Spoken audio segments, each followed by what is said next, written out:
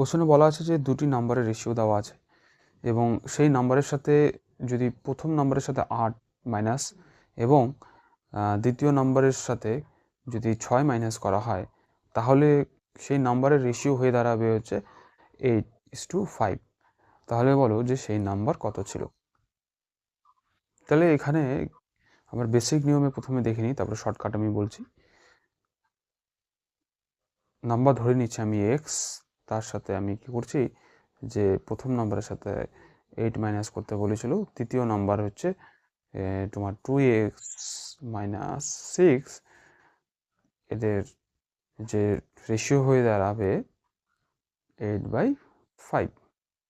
ঠিক আছে, তো এটা আমি যদি ক্রস তোমার মাল্টিপ্লাই করি, তোমার মাল্টিপ্লাই করে দাঁড়াবে হচ্ছে এক্সের মান এদিকে হয়ে দাঁড়াবে হচ্ছে এটা 48 আর হচ্ছে 40, তাহলে হচ্ছে 8, তাহলে এক্সের মান 8 হয়ে দাঁড়াবে।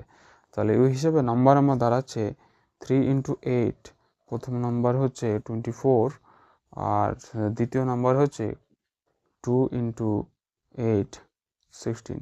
তাহলে অপশন অনুযায়ী আমার রাইট অ্যান্সার হবে 24 আর হচ্ছে 16।